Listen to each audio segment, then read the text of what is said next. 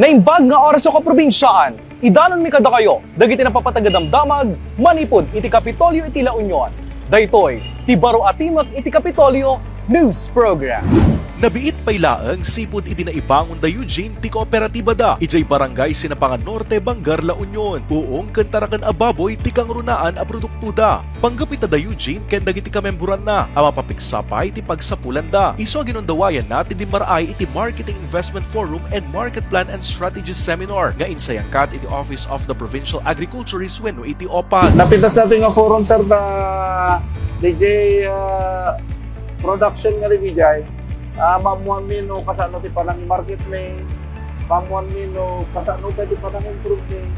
When amaminan no kasano nga naitulong ni kadagiti kamembruan ni iti kooperatiba sir. Gagamday ito a forum a may paayan itinaan anang impormasyon ken masuruan iti na duma-duma stratehiya dagiti agripreneurs nito'y La Union. May papan iti epektibo awagas iti pan nakapaduras ken pan nakailako iti produktuda kastapay iti pan nakapasaya at operasyon iti kooperatiba da. May salaang daytoy kadagiti aktibidad para iti pan nakarambak iti bulan ti Manalon ken mangalap dito'y probinsya. Kas panang bigbig iti napatagapapel ken contribution da iti panang patalined iti umdas a supply iti makan ken iti panang papigsa iti sektor iti agrikultura. We are so blessed to have you, all of you, kasi kayo talagang pinaka-importante sa probinsya.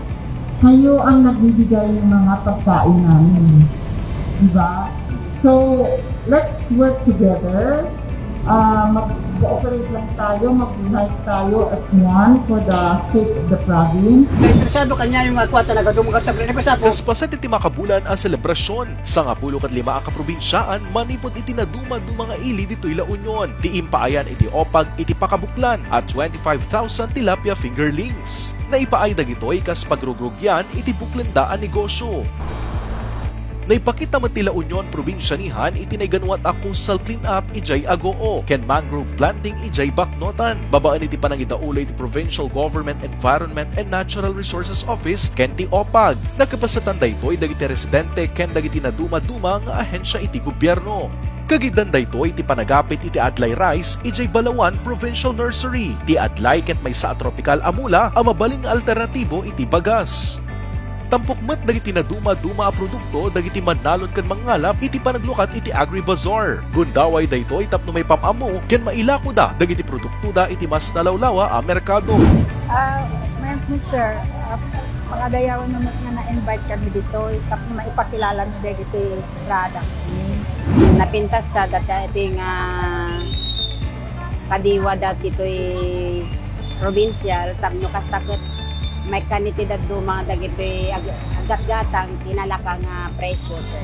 Nagpinapintasmet iti panagarkos dagiti na duma-dumang ili para iti Agritourism Village Edible Landscape Competition. Tunggal entry, makaayayo ken namaris ti buya dagitoy. Kabayatan na inton Hunyo 1, nakaituding ang mapadayawan dagiti nasaririt amang ngalap Manalon ken agripreneurs dito'y La Union. Dito'y ang mabigbig dagiti na isang sangayan ang contribution da saan laang nga iti banag iti agrikultura no dikat patipay iti komunidad. Babaan iti daytoy a selebrasyon mas napatibkerpay iti panagkaykaysa dagiti probinsyaan a Manalon ken mangalap dito'y probinsya.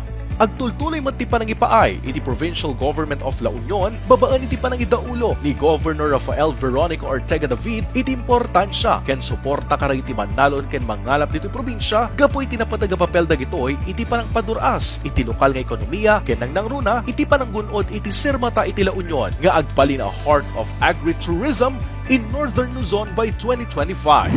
Itinagan ni Governor Rafael Veronica Ortega David. Daytoy, tigayen ken kabsatyo. John Martin para iti Provincial Government of La Union. Baro atimak iti Kapitolyo News Program.